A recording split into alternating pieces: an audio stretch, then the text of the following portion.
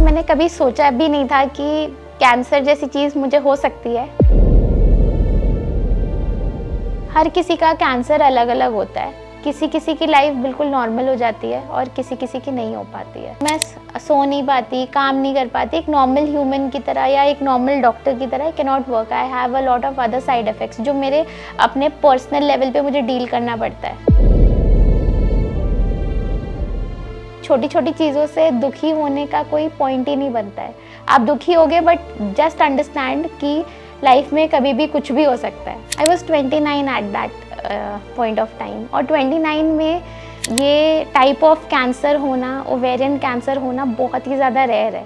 I am doctor Shivani Biswal, I am a dermatologist और मैं एक कैंसर सर्वाइवर भी हूँ। आई had adenocarcinoma of ovary stage 3। मैं आज आप सबसे अपनी जर्नी शेयर करने आई हूँ और मैंने इस इतने डिफ़िकल्ट जर्नी को कैसे डील किया और कैंसर को कैसे हराया। पहले तो मैंने कभी सोचा भी नहीं था कि कैंसर जैसी चीज़ मुझे हो सकती है। भले ही मैं खुद एक डॉक्टर हूँ और फिर मेडिकल टर्म्स में तो ये बहुत ही कॉमनली यूज़ टर्म है, लेकिन खुद को होना एक बहुत ही अलग एक्सपीरियंस है, बहुत ही बड़ी बात है। मेरे बॉडी में एज़ सच कुछ बहुत ज़्यादा प्रेवलेंट चेंजेस नहीं थे। मेरे सिर्फ पीरियड्स पे पेन होते थे, तो फिर इतना ही था, इसमें कुछ बहुत ही स्ट्राइकिंग नहीं था, बस पीरियड पेन होता था और मैंने हर बार की तरह दवाई लेके उसको डील किया। और लेकिन एक बार क्या हुआ कि मेरे को पीरियड्स पेन मिड साइकिल होने लग गया और मेरे को अचानक से पेट में दर्द हुआ, एक स्पाइक ऑफ फीवर आया और तब मैंने सोचा कि कुछ तो गड़बड़ हो सकती है। तो मेरे फ्रेंड्स मेरे को अल्ट्रासाउंड में के लिए लेके गए और उसके बाद मुझे पता चला कि कुछ तो सही नहीं है। देन फिर मैं बहुत सारे टेस्ट हुए मेरे और उसके बाद विदिन 9 डेज़ मुझे पता चला कि I had adenocarcinoma of ovary stage 3। पहली बात तो जब मैं पहली बार गायनेकोलॉजिस्ट के पास गई, मुझे कोई आइडिया नहीं था कि मुझे कैंसर है। मुझे लगा कि कोई नॉर्मल कंडीशन होगी और वो फटाफट ठीक हो जाएगा। मेरे एग्ज़ाम्स भी थे, तो मैंने सोचा अगर कोई इश्यू भी होता है तो अपने एग्ज़ाम के बाद डील कर लेंगे उसके साथ। लेकिन गायनेकोलॉजिस्ट का रिएक्शन थोड़ा डिफरेंट था। तब मुझे पता चला धीरे-धीरे कि सिचुएशन इतनी ज़्यादा सिंपल नहीं है, थोड़ी-सी कॉम्प्लिकेटेड है। बट एक्चुअली मुझे कैंसर का उस दिन पता चला जिस दिन मेरी सर्जरी होनी थी। मुझे टाइप ऑफ कैंसर किस स्टेज में है, ये सब सर्जरी के दौरान ही पता चल पाया और सर्जरी के जस्ट बाद they broke the news to me कि I had adenocarcinoma of ovary stage 3 और मैं बिल्कुल नंब हो गई। उससे पहले तो मैं बिल्कुल डिनायल में थी। 9 दिन मुझे पता नहीं था, बहुत सारे टेस्ट हो रहे थे और बहुत कुछ हो रहा था, तो मुझे लगा कि बिनाइन कैंसर भी हो सकता है। तो इसका नहीं पता चल पाया था कि कौन-सा कैंसर हो सकता है। जब पहली बार पता चला था कि कुछ तो गड़बड़ है, उस टाइम पे I had a lot of questions और मैं भी एक डॉक्टर ही हूँ, तो मेरे अपने कुछ सेट ऑफ क्वेश्चंस थे और एप्रीहेंशंस थे कि क्या हो सकता है, क्या नहीं हो सकता है। तो मैं अपने डॉक्टर से डिस्कस करती थी ये सारी चीज़ें और डॉक्टर यही कहते थे कि बहुत ही ज़्यादा रेयर केस में हो सकता है कि आपका जो कैंसर है वो मैलिग्नेंट निकले। तो it is not a possibility at all, लेकिन फिर भी हो सकता है, फिर भी आपको पहले ही बता देते हैं कि हो सकता है। तो मैंने सोचा कि 99% तो चांसेस यही है ना कि ऐसा नहीं होगा और हो सकता है कि एक ही ओवरी निकालनी पड़े, हो सकता है सिचुएशन बेनाइन हो और कुछ हो ही ना जितना मैं सोच रही हूँ। तो फिर पहले के 9 दिन तो बिल्कुल ही डिनायल में था। तो जो टेस्ट हम करवा रहे थे अल्ट्रासाउंड और ट्यूमर मार्कर्स करवा रहे थे, अल्ट्रासाउंड, पेट स्कैन, इन सब से इतना कुछ पता नहीं चल पाया सिग्निफिकेंट। तो मैं तो डिनायल में ही थी, मैं सोचती थी हाँ हो जाएगा, जो होगा डील कर लेंगे, इतना तो क्या ही हो जाएगा। बट मेरे पेरेंट्स थोड़े ज़्यादा एप्रीहेंसिव थे, वो थोड़ा ज़्यादा डर गए थे, मेरी मदर बहुत ज़्यादा डर गए थे। मेरे जो रिलेटिव्स थे जिनको पता चला, उनको भी थोड़ा बहुत इमोशनल ब्रेकडाउन तो हो ही गया था उस टाइम पे, but still I had hopes कि हो सकता है कि ये मैलिग्नेंट ना हो। लेकिन जिस दिन मेरा सर्जरी हुआ और सर्जरी में जब पता चला, जस्ट आफ्टर द सर्जरी जब मैं पोस्ट ऑप रूम में थी, तभी मेरे साथ ये न्यूज़ ब्रेक किया गया कि आपको ये कैंसर है। और उसके बाद मैं इतने पेन में थी बिकॉज़ ऑफ सर्जरी और मैं इमोशनली पूरा नंब हो गई। तो फिर उस टाइम पे कुछ समझ नहीं आया कि क्या चल रहा है, कैसे चल रहा है, क्या हो गया ज़िंदगी में। और एडिनोकार्सिनोमा मतलब बहुत ही बड़ी बात हो गई। मैंने सोचा ये कैसे हो गया, ये हो कैसे सकता है। I was 29 at that point of time, और 29 में ये टाइप ऑफ कैंसर होना, ओवेरियन कैंसर होना बहुत ही ज़्यादा रेयर है, मतलब हो ही नहीं सकता। मेरे गायनेकोलॉजिस्ट भी बहुत ज़्यादा शॉक में थे कि ये कैसे हो सकता है। वो कुछ कह ही नहीं पा रहे थे। My mother was in complete shock. मेरे फादर बाहर काम करते थे उस टाइम पे, तो उनको नहीं बताया था हमने सर्जरी। हमने बस यही बोला था कि हो सकता है कि कोई बेनाइंग लेजन हो, उनको उतना ही पता था, और वो उतने ही स्ट्रेस में थे जितना उनको बताया गया था, उनको नहीं पता था। जैसे ही मेरी सर्जरी हुई और उसके बाद वो आए, मैंने ही वो न्यूज़ उनको ब्रेक किया कि I have this, and he was shocked. मतलब वो बिल्कुल शॉक में चले गए कि ये कैसे हो सकता है। वो मेरे सामने ना रोए ना कुछ बोला, उन्होंने बिल्कुल चुप बैठे थे। बट फिर मेरे को पता चला वो पीछे जाके ही वॉज कम्प्लीटली शैटर्ड, जैसे कि कोई भी फादर रिएक्ट करते हैं। बहुत ज़्यादा इम्पैक्ट हो जाते हैं आपके आसपास, स्पेशली योर पेरेंट्स, मेरा भाई, ये सारे लोग जो मेरा सपोर्ट सिस्टम है, they also went through a lot. मतलब it was not only me, but आपकी फैमिली भी बहुत ज़्यादा इम्पैक्ट हो जाती है। सबसे पहले तो मेरे गायनेकोलॉजिस्ट, वो मेरे फैमिली गायनेकोलॉजिस्ट ही हैं, और उनको हम बहुत सालों से जानते हैं। तो शी वॉज़ वेरी सपोर्टिव, और उन्होंने बहुत अच्छे से डील किया मेरी पूरी सिचुएशन। जितने अच्छे से संभल पाई, वो that was because of my gynaecologist and her team. उन्होंने बहुत अच्छे से किया। एंड अपार्ट फ्रॉम दैट, मैंने कुछ ऑन्कोलॉजिस्ट से भी मैं मिली हूँ, और मेरे जो करंट ऑन्कोलॉजिस्ट हैं उन्होंने भी मेरा बहुत अच्छे से ट्रीटमेंट किया है। तो पहला स्टेप था सर्जरी। सर्जरी के बाद मेरे को बता दिया गया था कि कीमोथेरेपी तो होनी है, क्योंकि स्टेज 3 था, स्टेज 1 तो था नहीं। तो स्टेज 3 की वजह से I had to start my chemotherapy after 1 month of my surgery. तो मेरी सर्जरी मई में हुई थी, जून में मेरी कीमोथेरेपी शुरू हुई थी, और कीमोथेरेपी के 6 साइकिल्स बोले गए थे। और जैसे कि सबको पता ही होता है कि कीमोथेरेपी इज़ नॉट ईजी। लेना ही होता है, बट इट्स नॉट ईजी। कोई भी बंदा डर जाएगा। कहना एक बात होती है कि आप ले लोगे, आपकी एज तो अभी कम है, आप आराम से इसके जो साइड इफ़ेक्ट्स हैं झेल लेंगे, इतना डिफ़िकल्ट नहीं होगा। But when you go through that journey, it is very very difficult. जब मैंने पहला साइकिल ऑफ कीमोथेरेपी लिया, आई वाज़ वेरी पॉजिटिव कि कर लूँगी मैं, हो जाएगा। क्योंकि मैं स्ट्रॉन्ग तो बनने की पूरी कोशिश करती थी, क्योंकि मैं सोचती थी अगर मैं ही ब्रेक डाउन कर जाऊँ, मेरे फैमिली मेम्बर्स कैसे रिएक्ट करेंगे। तो मैं इतना ज़्यादा एक्सप्रेसिव नहीं थी। लेकिन जैसे ही मैंने पहला सेशन लिया, उसके बाद बहुत बहुत सारे साइड इफ़ेक्ट्स होने लग गए। साइड इफ़ेक्ट्स जैसे कि लूज़ मोशंस, डायरिया, ठीक है, कॉन्स्टिपेशन और वॉमिटिंग। मतलब पूरे टाइम नॉजियस फील होता था, पूरी बॉडी में पेन होता रहता था। जहाँ पे जिस वेन्स में कीमोथेरेपी गई थी, वो सारी बहुत इन्फ्लेम्ड हो गई थी, पेन होता था बहुत ज़्यादा।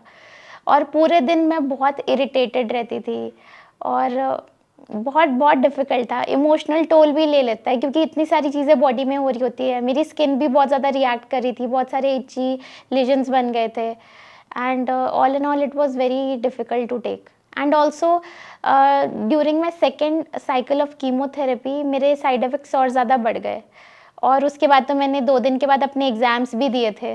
तो बहुत डिफ़िकल्ट हो जाता था, ना आप सो पाते हो, ना आप जग पाते हो, क्योंकि जब जगे रहोगे तो ये सारे साइड इफ़ेक्ट्स बहुत ज़्यादा फ़ील होने लग जाते हैं। और जब आप सो तो आप सकते ही नहीं हो, क्योंकि इतने साइड इफ़ेक्ट्स के साथ आप सोओगे कैसे? तो जिस दिन पे आपकी कीमो की साइकिल होती है, उस दिन थोड़े साइड इफ़ेक्ट्स कम होते हैं, क्योंकि प्री मेडिकेशन दी जाती है। बट धीरे-धीरे आपके साइड इफ़ेक्ट्स दिखने लगते हैं जैसे ही, और आपकी बॉडी जैसे ही एडजस्ट करने लगती है ना टू द साइड इफ़ेक्ट्स, और थोड़ा कम बेटर होने लगता है, आपका नेक्स्ट साइकिल का टाइम आ जाता है। मेरे फर्स्ट साइकिल ऑफ कीमोथेरेपी के बाद ही, उसके 10 दिन के बाद ही मेरे जो बाल हैं ना झड़ने शुरू हो गए थे, और बहुत ज़्यादा गुच्छे-गुच्छे में मेरे बाल हाथ में आ जाते थे। तो मैं जब एक बार हेड वॉश कर रही थी, मेरी सिस्टर ही हेल्प कर रहे थे मेरे हेड वॉश में, तो उनके हाथ में बहुत सारे मेरे बाल आ गए। तो उन्होंने क्या किया, अपने पॉकेट में रख लिया ताकि मुझे दिखे ना, ताकि मैं डिप्रेस्ड ना हो जाऊँ। लेकिन फिर मेरे को पता चल गया कि बाल तो झड़ने ही हैं, वो तो होना ही है, लेकिन मेन इम्पैक्ट जो मेरे बालों पे पड़ा ना, मेरे बालों पे बहुत छोटे-छोटे से दाने बन गए थे, जो बहुत पेनफुल हो गया था। तो देन आई डिसाइडेड कि अब तो मैं ये पेन नहीं ले सकती थी, क्योंकि अगर मैं लेटती भी थी ना, तो वो जो हेयर है वो जो छोटे-छोटे दाने थे ना, वो बहुत ज़्यादा पेनफुल होने लगते थे। वो प्रेशर में और ज़्यादा पेन करने लगते थे, मैं सो नहीं पाती थी। तो फिर उसको देन वी डिसाइडेड कि हम शेव ऑफ कर देंगे, घर पे ही शेव ऑफ कर लिया था और वो ज़्यादा कंफर्टेबल था आई थिंक। एक तो साइड इफ़ेक्ट्स थे कीमोथेरेपी के, जो बहुत डिप्रेसिंग सा माहौल क्रिएट कर देते हैं, क्योंकि आप मैंने तो काफ़ी वेट गेन करना शुरू कर दिया था ड्यूरिंग कीमोथेरेपी। और ये सारे साइड इफ़ेक्ट्स तो थे ही, पूरे टाइम आप इरिटेटेड रहते हो, क्योंकि ना आपके मोशंस ठीक हैं। सबसे इम्पोर्टेंट होता है कि इंसान के जो मोशंस हैं वो ठीक रहे, लेकिन मेरे मोशंस बिल्कुल ही ठीक नहीं थे। कभी कॉन्स्टिपेशन, कभी लूज़ मोशंस, तो बहुत इरिटेटिंग था वो। मेरे बॉडी में बहुत ज़्यादा पेन हो रहा था, and apart from that I was not looking a certain way. मतलब मैं जैसे दिख रही थी ना, मैं अपने आप को एक्सेप्ट नहीं कर पा रही थी। मैं अपने आप को मिरर में मैंने देखना छोड़ दिया था। बहुत डिफ़िकल्ट था अपने आप को देखना। मेरे बाल नहीं थे सर पे, और मेरे आईब्रोज़ भी नहीं थे, आईलैशेज़ भी नहीं थे। तो actually you can not look at yourself that way. तो आप जब देखते हो तो ये सब आपके ऊपर एक इमोशनल और मेंटल टोल तो ले ही लेता है। बहुत सारे लोग कहते हैं, और मैं भी ऐसे ही कहती थी, नहीं नहीं कोई बात नहीं, मैंने अपने आप को एक्सेप्ट कर लिया, जैसे भी है आ जाएंगे। लेकिन इट डज़ टेक, आप एक ह्यूमन हो, चाहे आप डॉक्टर हो, चाहे आप कुछ हो, लेकिन आप एक ह्यूमन हो, और एक ह्यूमन को अपने आप को इस तरह से देखने की आदत नहीं होती है। तो बहुत डिफ़िकल्ट था, इमोशनल टोल ले लेता है वो फ़ेज़ आप पे, लेकिन धीरे-धीरे सब बेटर हो जाता है। लेकिन उस टाइम पे it was very difficult, like एक भी दिन नहीं कट रहा था, मोमेंट नहीं कट रहा था। मुझे लगता था अरे कल भी यही है, परसों भी यही है। ऐसा लगता था कि कब वो दिन ख़त्म होंगे, और कब एक बेटर मॉर्निंग होगी, कब एक अच्छे से मैं सो पाऊँगी, कब मैं अपने आप को देख के थोड़ा-सा बेटर फ़ील कर पाऊँगी। तो that phase was very, very slow, बहुत, बहुत स्लो था और डिफ़िकल्ट था। मैंने तो अपने आप को, वही मैं आपको बताना चाहूँगी कि मैंने अपने सेकंड साइकिल ऑफ कीमोथेरेपी के बाद ना, मेरे एमडी एग्ज़ाम्स चल रहे थे। जो मैं एक डर्मेटोलॉजिस्ट हूँ, तो मेरे एग्ज़ाम्स थे। 3 साल के बाद हमारे एग्ज़ाम्स होते हैं, तो मेरा एग्ज़ाम आ रहा था। तो मेरे ऑन्कोलॉजिस्ट ने बोला कि एग्ज़ाम मत दो, कि कोई ज़रूरत नहीं है इतना प्रेशर लेने की, अभी तो तुम्हारे लाइफ़ में इतना कुछ चल रहा है, it's a very difficult phase. But I took a decision along with my head of department कि एग्ज़ाम दे देते हैं, देखते हैं कि क्या होता है। और मेरा कीमोथेरेपी हुआ एम्स में, और 2 दिन के बाद ही मैं अपने कॉलेज चली गई। और वो सारा टाइम जब मेरे को साइड इफ़ेक्ट्स होते थे, मैं सो नहीं पाती थी, मैंने पढ़ने में यूटिलाइज़ किया। मैंने पूरा टाइम सिर्फ़ पढ़ा है, अपने नोट्स से पढ़ाई करी है। जब मैं रात को नहीं सो पाती थी, सुबह मुझसे हो नहीं पाता था, मैं पूरे टाइम पढ़ के मैंने एग्ज़ाम्स दिए, और वो क्लियर भी कर लिए। तो एक्चुअली मैं आपको बोलूँ तो मेरे मेरे एक साइकिल तो सिर्फ़ पढ़ने-पढ़ने में चला गया, and it was a big distraction for me. तो मेरा मेन कहने का ये है कि आपके साइकिल्स 6 महीने चलेंगे, या जितने भी आपके साइकिल्स हैं, बट आपको अपना डिस्ट्रैक्शन ढूँढना पड़ेगा। I would say by God's grace कि मेरे एग्ज़ाम्स थे, और मेरा एक साइकिल कहाँ चला गया मेरे को पता भी नहीं चला, और ऊपर से मैं डर्मेटोलॉजिस्ट भी बन गई उस फ़ेज़ में। देखिए, जब मेरी सर्जरी हुई ना, उससे पहले कुछ प्री मेडिकेशंस दिए जाते हैं। मैं तो उन सब से भी रिएक्ट कर गई थी। मतलब it was not a easy phase for me. मेरा सब कुछ बहुत ईज़िली नहीं हुआ है। जैसे कि सर्जरी से पहले मैं कुछ मेडिसिन्स, मेरे को सारी मेडिसिन सूट नहीं करती, तो मेडिसिन से मैं रिएक्ट कर गई। ड्यूरिंग सर्जरी मेरी सर्जरी चली, और उसके जस्ट बाद I was in a lot of pain. मैं बहुत सारे जो है पेन किलर्स नहीं ले सकती हूँ, मैं रिएक्ट कर जाती हूँ। तो बहुत हद तक मुझे पेन झेलना भी पड़ा है ड्यूरिंग दैट फ़ेज़, क्योंकि मैं बहुत सारे पेन किलर्स भी नहीं ले सकती थी। और मेरे स्टिचेस थे एब्डोमेन पे, 25 स्टिचेस थे मिड लाइन पे, जिसकी वजह से ना मैं खाँस सकती थी, रो सकती थी, छींक सकती थी। मतलब it was a very torturers situation. तो मैं सो भी नहीं पाती थी, और मेरे को जो स्टिचेस थे ना, स्टिचेस में से कभी ब्लड निकल रहा है, कभी पस निकल रहा है, मतलब उसके हीलिंग में भी काफ़ी डिले था। मतलब मैं सब सारे प्रिकॉशंस ले रही थी, डॉक्टर्स भी सारा सब कुछ कर रहे थे, लेकिन अनफॉर्च्यूनेटली मेरे साथ ना हीलिंग फ़ेज़ भी बहुत डिफ़िकल्ट था। तो मैं जब अपने चेकअप्स कराने जाती थी, तब they had to do a procedure wherein जितना भी यूजिंग होता था वो सब क्लीन अप करके, मतलब प्रेशर डाल के वो सारा यूजिंग क्लीन करके उसको ड्रेसिंग करते थे, तो वो सारा भी बहुत पेनफुल होता था। तो मतलब every surgery itself, every visit to the hospital after surgery, everything was very very painful. मैं आपको बता नहीं सकती कितना दर्दनाक था वो। जब मेरा डायग्नोसिस बन नहीं पा रहा था पहले के 9 दिन में, तब मुझे उस टाइम पे काउंसिल किया गया था। हो सकता है कि बिनाइंग कैंसर, बिनाइंग हो लीजन, और आपका एक ही ओवरी अफेक्टेड हो सकता है कि हम एक ओवरी निकाल देंगे and you are good to go. But 0.1% chances हैं कि आपका ये जो पूरा सारा इम्पैक्टेड है और आपकी दोनों ओवरीज और यूट्रस सब निकालना पड़े, बट दैट इज़ 0.1%। तो फिर मैं तो ऐसी चीज़ के लिए प्रिपेयर्ड थी कि नहीं, 0.1% वाली चीज़ थोड़ी होती है, आप तो जो 99% है उसी के बिलीफ में रहोगे ना। लेकिन अनफॉर्चुनेटली क्या करें, दैट्स लाइफ। आफ्टर सर्जरी मैंने पूछा, मेरे पास जो सिस्टर थे, मैंने पूछा कि क्या हुआ सर्जरी में, क्योंकि मैं भी क्यूरियस थी जानने के लिए कि क्या हुआ है। तो उन्होंने बोला मैम आपकी एक ही ओवरी निकाली है। तो मैंने कहा अच्छा फिर तो ठीक है। लेकिन माई सिस्टर केम, मतलब मेरी जो कज़न थे वो मेरे साथ पूरे फेज़ में बहुत ज़्यादा स्ट्रांगली खड़े थे। तो वो आए मेरे पास, उन्होंने मेरी सिचुएशन देखी जो बहुत ख़राब थी। स्टिल शी चोज़ कि सच बता देते हैं। मेरे दोनों ओवरीज, यूट्रस सब कुछ हटा दिया गया था और तब मैं बिल्कुल शॉक में चली गई। फिर मुझे धीरे धीरे ना पता चलने लगा कि मेरे साथ क्या हो गया है। फिर धीरे धीरे आपको रियलिटी हिट करने लगती है कि you can not become a mother.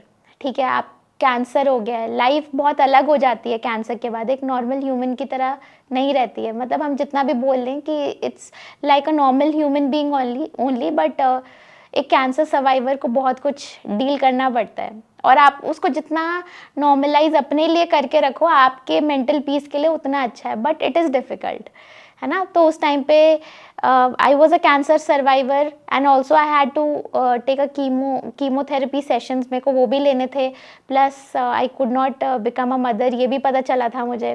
ठीक है, तो इतनी सारी चीज़ें जो है मेरे दिमाग में चल रही थी एंड आई वेंट नम्ब। मैं बिल्कुल नम्ब हो गई और मैं किसी से बात नहीं करती थी, बिल्कुल डिप्रेस हो गई थी 1 महीना। उस टाइम पे तो आप डिप्रेशन में होते हो और आपका डिप्रेस्ड होना भी बिल्कुल जायज़ है, क्योंकि इतना कुछ हो गया है आपके साथ, तो आपको लाइफ बहुत बिटर लगने लगती है। आपको लगता है कि मेरे साथ ही ऐसा क्यों हो गया? ऐसा तो कुछ था नहीं, ना मेरे साइन सिम्पटम्स थे। अचानक से इतना बड़ा पहाड़ कैसे टूट पड़ा है, ऐसा लगता है। और ऐसा लगता है कि मैं काफ़ी यंग हूँ, अभी तो मेरी पूरी लाइफ है। ऐसे कैसे मैंने जो प्लानिंग करी थी अपने लाइफ में, मेरे सारे प्लान्स तो धरे के धरे रह गए। मैंने पूरी प्लानिंग की थी कि मेरे एग्ज़ाम होंगे, उसके बाद मैं यहाँ प्रैक्टिस करूँगी, उसके बाद मुझे ये करना है, ये वो बहुत कुछ बंदा प्लान करके चलता है। ये सारी प्लानिंग आपकी फ़ेल हो गई। मतलब लाइफ इज़ सो अनप्रेडिक्टेबल कि आप जो प्लानिंग करते हो ना वो हमेशा सक्सेसफुल हो ऐसा ज़रूरी नहीं है। ये मुझे पता चल गया था उस टाइम पे। तो ये सारी चीज़ें मैं कंटेम्पलेट करी थी उस 1 महीने में कि अब मैं क्या करूँगी लाइफ में। अब तो सारी लाइफ मेरी चेंज हो चुकी है, इतना डिफ़िकल्ट फ़ेज़ है, व्हाट टू डू। तो फिर मैं अपने जितने भी है यूट्यूब में सर्वाइवर्स की वीडियोज़ देखती थी कि उन्होंने कैसे डील किया। लेकिन अनफॉर्चुनेटली इंडिया में तो मुझे कोई नहीं मिला। बाहर के बहुत सारे सर्वाइवर्स मिल गए बट इंडिया का कोई नहीं मिला। तो उस टाइम पे मैंने डिसाइड किया कि एक बार मैं ठीक हो जाऊँ, फिर मैं अपनी जर्नी जो है सबको बताऊँगी ताकि लोगों को उससे सपोर्ट मिल सके। लेकिन ये सब ना एक फ़ेज़ होता है, ये अचानक से नहीं हो जाता। उस 1 महीने में मैं बहुत डिप्रेस थी, फिर मैंने कीमोथेरेपी फर्स्ट अपना वो लिया साइकिल। उसके बाद से मैंने अपने आप को डिस्ट्रैक्ट करना शुरू कर दिया। मेरे को समझ आ गया था कि बहुत लंबी जर्नी है। It is a journey of 6-7 months, है ना, कीमोथेरेपी की। तो फिर उस टाइम पे मैंने खुद को डिस्ट्रैक्ट करना शुरू किया। I started studying for my exams, या फिर मैं कुछ और करना शुरू कर देती थी, नेटफ्लिक्स देखना शुरू कर देती थी। पर अपने आप को इस चीज़ में ना बैठे रह के रोते रहना, ये मैंने नहीं किया। बहुत बहुत टाइम ऐसा होता था कि ब्रेक डाउन कर जाती थी। ये जो इतनी लंबी जर्नी है, इसमें आप ब्रेक डाउन भी करोगे, बहुत रोना भी आएगा, आप अपनी लाइफ को कोसोगे भी। लेकिन इम्पॉर्टेंट ये है कि आप उस फेज़ से बाहर आके कैसे एक नई मॉर्निंग के साथ स्टार्ट करो, कैसे अपना नया डे स्टार्ट करो, वरना it is a never ending phase, बहुत डिफ़िकल्ट हो जाता है। मदरहुड ना एक्सपीरियंस करना, यहाँ पे पार्टनर का रोल बहुत ज़्यादा इम्पॉर्टेंट हो जाता है, क्योंकि एक पार्टनर आपको आपके साथ बहुत सारी चीज़ें देखेगा साथ में, है ना। पूरी मैरिड लाइफ और जो पेरेंट वाला एंगल है, ये सब कुछ आपका पार्टनर ही एक्सपीरियंस करता है। तो इस चीज़ को लेके मेरे पेरेंट्स तो बहुत दुखी हो गए थे। उन्होंने सोचा कि अब इसकी शादी कैसे होगी? अब डॉक्टर ये बन चुकी है, लेकिन व्हाट अबाउट मैरिज? तो वो मुझसे तो आके नहीं कहते थे, बट मुझे पता चल जाता था कि वो इस चीज़ को लेके बहुत ज़्यादा परेशान हैं, दुखी हैं कि इसका व्हाट इज़ नेक्स्ट? अब क्या करेंगे हम? अब कैसे किसी कोई ऐसा इंसान आएगा इसकी लाइफ में जो कि उसका ख़्याल भी रखे, plus that person is also okay with all of this. तो ये तो बहुत फॉर द लॉन्गेस्ट टाइम उनका बहुत बड़ा कंसर्न था। और अभी जो मेरे पार्टनर हैं, उनका नाम रचित है। अ, तो हमारे एक्चुअली मैं उनको बहुत टाइम से जानती हूँ, बहुत अप्स एंड डाउन्स रहे हैं। वो अब जाके हमारी लाइफ में चीज़ें ठीक हुई हैं, बट इनिशियली मैंने भी एक नॉर्मल लड़की की तरह, जिसको कैंसर हो जाता है और वो फेज़ होता है जिसमें उसको लगता है ना कि अब इस लाइफ को मेरे साथ कौन शेयर करेगा, ये सारा मेरी भी जर्नी रही है। तो इट वाज़ नॉट लाइक कि I always had somebody besides me. It was very difficult to reach up till this stage. Last year ही रचित और मेरी engagement हुई है, though I knew him from a very long time, but we had our own struggles and everything. लेकिन वहाँ तक आने में मेरे साथ भी यही सारा स्ट्रगल हुआ है। मेरे भी अपने सेल्फ डाउट्स रहे हैं कि एम आई गुड इनफ, और मेरे साथ अगर कोई शादी करता है तो उसके घर वाले क्या बोलेंगे, है ना? घर वालों का भी बहुत रोल आ जाता है। और क्या वो partner, will that partner be okay with the current scenario? क्या अगर मेरे को मेरा रेकरेंस हो जाता है ना, तो फिर क्या वो मेरे साथ हॉस्पिटल जाएगा? क्या वो मेरा ख्याल रखेगा? हमारे बच्चे नहीं होंगे, will he be okay with that? तो ये सारी चीज़ें बहुत ज़्यादा मतलब बहुत परेशान करती थी मुझे भी और मेरे पेरेंट्स को भी। एंड उसके कैंसर के बाद ही मेरे ना बहुत सारे साइड इफ़ेक्ट शुरू हुए हैं। जैसे मेरे को हॉट फ्लैशेस होते हैं, क्योंकि मेरे ओवरीज और यूट्रस ये सब निकाल दिया गया था, तो मेरे हॉट फ्लैशेस बहुत ज़्यादा स्ट्रॉन्ग होते हैं। तो मैं सो नहीं पाती, काम नहीं कर पाती एक नॉर्मल ह्यूमन की तरह या एक नॉर्मल डॉक्टर की तरह। I can not work, I have a lot of other side effects जो मेरे अपने पर्सनल लेवल पे मुझे डील करना पड़ता है ना? ये किसी और के समझने वाली बात नहीं है। तो all these factors also make you strong, but आप कभी कभी ब्रेक डाउन भी कर जाते हो कि ये सब मेरे साथ ही क्यों हो रहा है। तो आपको दोनों चीज़ें हैं, but you always have to choose कि कोई बात नहीं, सब हो गया है, now how to make your life easy and just accept. और कैसे आप अपनी लाइफ में आगे बढ़ोगे, खुश रहोगे, आपको उस पार्ट पे फोकस करना पड़ेगा, क्योंकि your life is difficult. Actually मेरे जो ओवरीज यूट्रस ये सब निकाल दिया गया है, मतलब मेनोपॉज हो गया है, मुझे अर्ली मेनोपॉज हो गया है।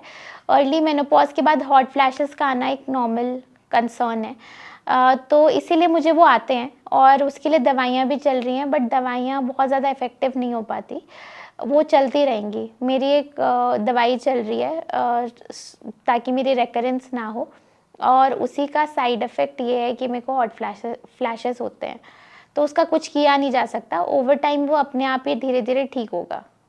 और मेरे जॉइंट पेन, बॉडी पेन और बाकी जो साइड इफ़ेक्ट्स हैं, ये सारी चीज़ें ऐसी हैं कि कभी ज़्यादा हो जाता है, कभी कम हो जाता है, तो इसका भी एज़ सच कोई इलाज नहीं है। हर किसी का कैंसर अलग-अलग होता है, किसी-किसी की लाइफ़ बिल्कुल नॉर्मल हो जाती है और किसी-किसी की नहीं हो पाती है, ठीक है? तो मैं उस कैटेगरी में फ़ॉल करती हूँ कि मेरी लाइफ़ बिल्कुल वैसी नहीं है जैसे पहले थी। पर मैं ये भी नहीं कहूँगी कि इट इज़ डिप्रेसिंग और अच्छा नहीं है, बहुत सारे मायनों में बहुत अच्छी हो गई है, ठीक है? पर्सनैलिटी चेंज है, पर्सनैलिटी शिफ्ट है। मैं पहले जैसी थी और अब जैसी हूँ, उसमें ज़मीन आसमान का फ़र्क है। मैं लाइफ़ को एक ज़्यादा पॉज़िटिव वे में लेती हूँ, ज़्यादा मैं सोचती हूँ कि जितनी भी लाइफ़ है, जब मुझे कैंसर हुआ था तब मुझे ऐसा लगा था कि आई विल नॉट सर्वाइव। तब मुझे लगा था मेरे पास ज़्यादा टाइम बचा नहीं है।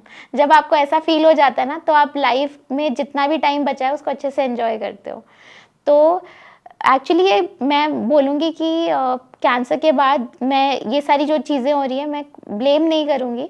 कुछ दिन होता है मैं ज़रूर ब्लेम करती हूँ, but overall on a broader picture अगर आप देखो तो मैं इन चीज़ों को ब्लेम नहीं करती, क्योंकि अब मेरा लाइफ़ को देखने का नज़रिया बदल गया है, चीज़ों को करने का नज़रिया बदल गया है।